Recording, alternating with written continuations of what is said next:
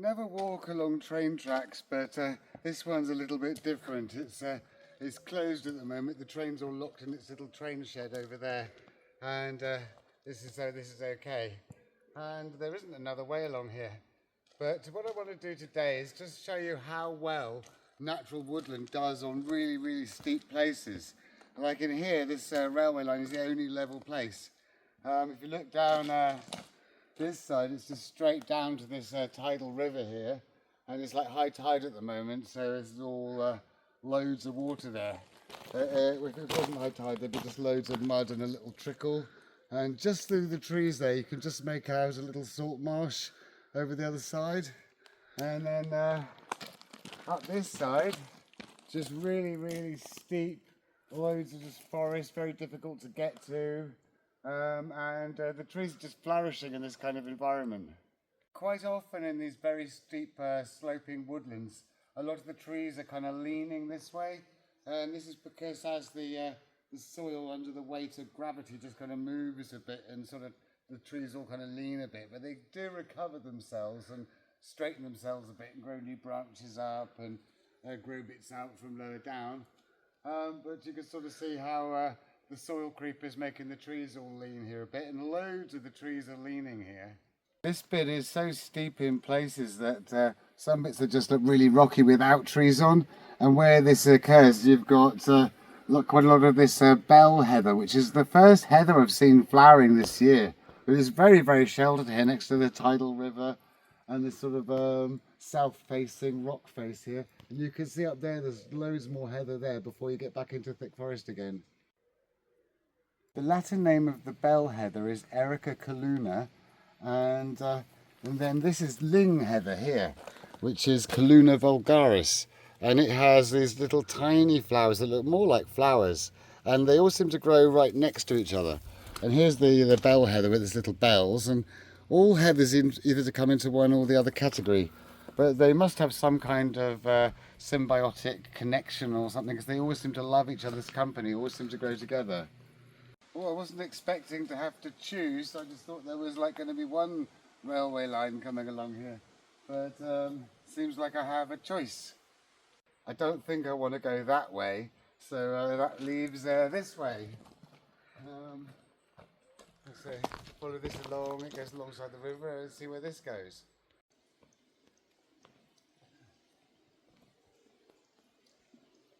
You can see clearly from this nice level vantage point just how well trees do in a really steep environment.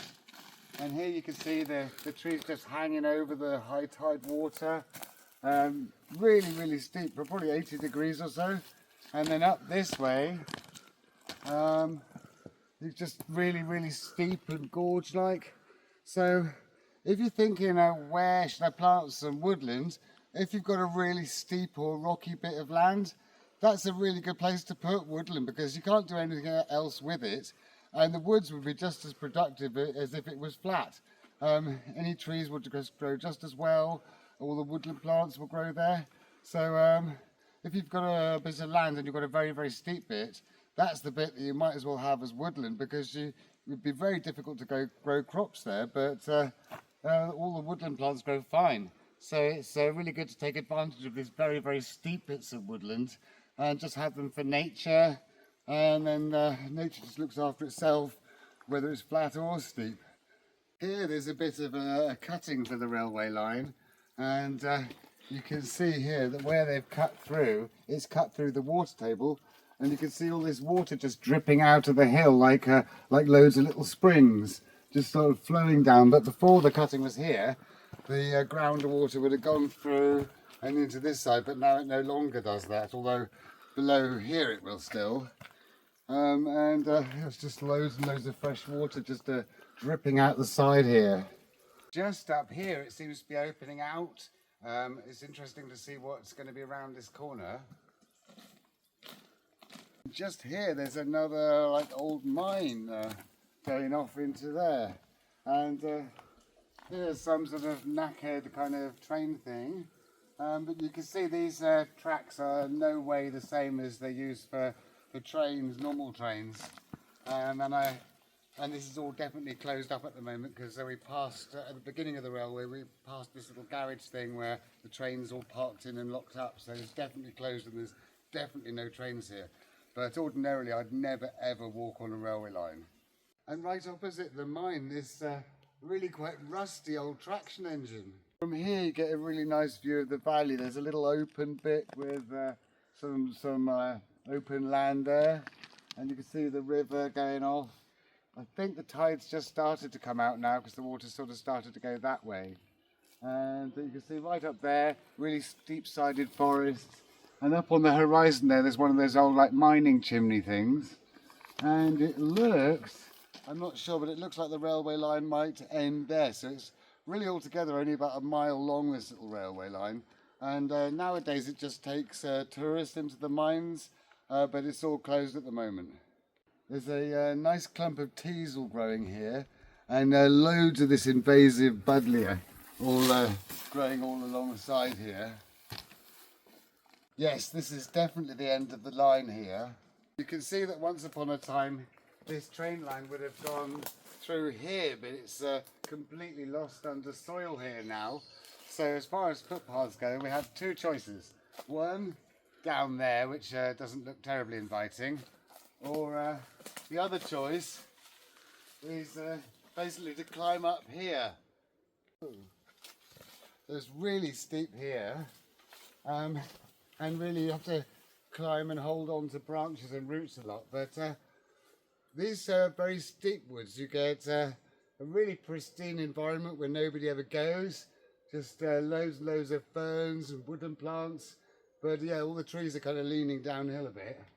And it just goes up for ages, just really, really steep. So this land isn't really any use for farming or anything. So it's quite safe as woodland. And you probably get loads of different things in here. This hazel is a really, really good example of the soil creep, or the gradual movement of soil. And you can see it's all leaning this way. But hazels grow out newer branches from the base. And on this side, you can see that there's loads of these new branches growing straight up. But all of the old branches are leaning off that way, showing how as the tree's grown, it's fallen over more, and then more branches are grown from the base. So the trees are sort of straighten themselves. I've noticed that a lot of the bigger trees, like the oaks, particularly oaks because they've got these deep tap roots, they often manage to keep themselves upright. But you can see here the vast majority of the trees are leaning. It's very good that these steep places exist, these really, really steep cliffy places, because when we've had these massive periods of deforestation, like in the Bronze Age and the Middle Ages, where just like there was uncontrolled chopping down of trees, only these very steep places were left as like harbourages for wildlife. And if they hadn't been here, then we might have lost loads more of our native plants and trees. And it's really difficult to get to anywhere where it's really, really steep. But trees just happily grow there. And even down this little side here, this little tiny railway line here is quite a feat of engineering. But yeah, there's only about a mile of it altogether. And there's loads and loads of trees here, all different sorts.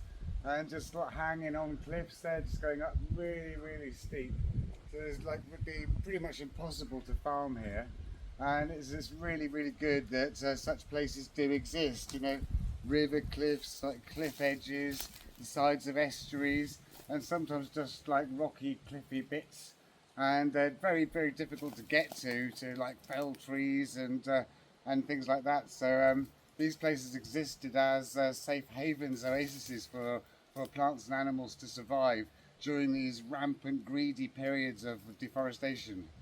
Likewise, if you had a bit of land and you want to plant so much of it as woodland, then in choosing where to put the woodland, steepest, rockiest bits, that makes really good sense because you simply can't cultivate it. I mean, here's quite an extreme example, but very, very steep, rocky bits of land are really difficult to cultivate. Like here is just, you couldn't really grow anything in there or farm anything. So as woodland, it's great, and the woodland is just as happy on steep land as it's not, and it just produces as many herbs, as many wild plants, just as it would as if it was flat. It's just really, really steep. here you can see that one of these railway lines just seems to stop here. And I sort of wondered, did this originally come along like this? You can see how this is sloped more, and that's possibly the case that some of this has sort of collapsed into the river a bit. So here we are at the other end of the railway track, and this is the little garage where I presume they must keep the train, unless they got it down one of those mines. So that's basically the entire length of this little railway line here. And here's the other side of it, and you can just see there's just a little bit of train track there, which is sort of concreted over, and then all this has gone. But you can still see the railway cutting here, and water dripping out of it. And once upon a time, I would imagine that the train line used to come along this way as well. This part is largely conifer plantation, which is, I suppose, one of the few crops you can do on a steep cliff. But I've just noticed here, there's a little wild service tree here. You don't see many of them. There's tons of this wood sage. It's just really well in woodland and hedgerows. These commercial conifer plantations are nowhere near as good for wildlife. They have these evergreen trees. They block out all of the light, and they're all the same age and size, so you tend to get very little growing underneath them. This path goes off into the conifer plantation, but gradually these conifer plantations are being phased out and replaced by native deciduous woods, and then just down here it goes back into deciduous woods again. And you can see all the oak trees and everything, and the conifers sort of end about there.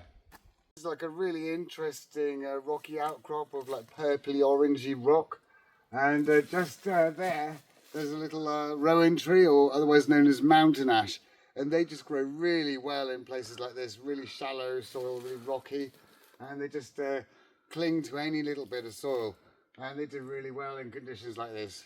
Honeysuckle is a really good climbing under canopy plant. It's like a climbing shrub. They get maybe 20 feet high at the most, probably not that high. And although the plant is mostly poisonous, if you just pick the flowers without picking the berry part, then you can suck out the really sweet nectar. And that's really nice. So another one of those. And they just sort of climb up like under canopy trees. By twining their branch around. Anyway, here we have a little choice. You see, there's my footpath goes down there, but clearly this one here used to be a train line going to some other mine, and the sort of thing, do I want to go around and explore around there, or go back down that way? It's starting to get a bit dark now, so I think I'll probably go back down that way. So it's just a little short video really to just show the benefits of why it's good to have woodland on very steep land. So I hope you liked today's video. If you did, please like and subscribe. And if you press the little me that's somewhere down there, then you can see all my other videos. If you have any questions, please do ask. And I shall see you next time.